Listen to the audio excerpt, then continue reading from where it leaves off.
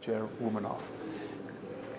Thank you very much. The session this morning was really intended to set the stage for the rest of the week. We had 3 speakers. Each of them was giving a perspective of the issue of global risk and the way we should manage the global risks that are being discussed this week against the backdrop of sustainable development. So the 3 elements generally recognized: economic aspects, social aspects, and environmental aspects. We had Mr. Go, a lead economist at the World Bank, who presented the recently published monitoring report of the Millennium Development Goals that was published in light of the financial crisis of 2008. He said some very interesting things about the fact that on the one hand, the reaction to the financial crisis had been very swift. The international community had reacted quickly, taking measures, but he also emphasized that the effect of the crisis on the achievement of the Millennium Development Goals would be dramatic, as concrete as increased child mortality and things like that, and that would last a long time. So the effect on achieving the Millennium Goals is going to be felt for a long time to come, especially by the poorer parts of the world. So that was the bad news he had for us in a way. We had Cornelia Nouwen, senior officer at the Commission in Brussels, who talked about knowledge and the way knowledge has to be made public. She's in charge of international science cooperation at the Director General of Science, Technology and Development. They have developed some very interesting databases that are being used worldwide to better control issues as concrete as fish stocks or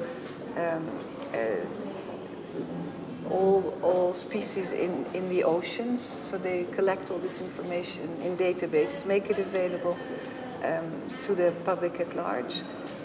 She also talked about the way traditional knowledge should be maintained. It shouldn't be lost. Very often in traditional societies, knowledge that could really protect biodiversity and ecosystems is lost.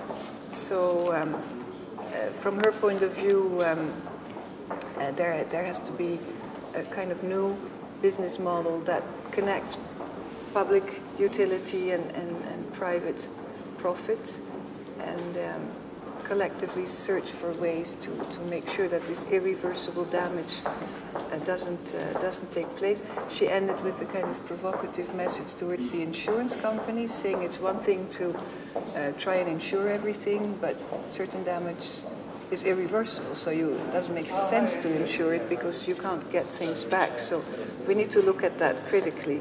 Then finally we had Stefan Ramsdorff from the Potsdam Institute in charge of climate change research. He had some very impressive data about the fact that we really shouldn't doubt that there is a temperature rise and climate change occurring, and that the way we react to that cannot be postponed too much longer.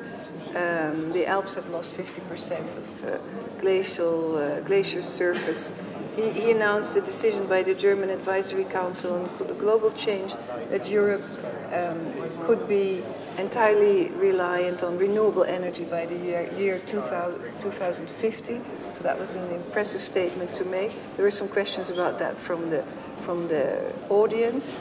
And finally, the recommendation was made that education should also play a larger role, not only in identifying risks, but also in the way we deal with risks. The solutions that are being formulated should be integrated into an education system so that children grow up with the idea that these are the risks and this is what we can do about it. So those were more or less the issues that were discussed in the session this morning, and we hope that will help participants go through the week with a background knowledge of these general issues underlying risks and disasters globally.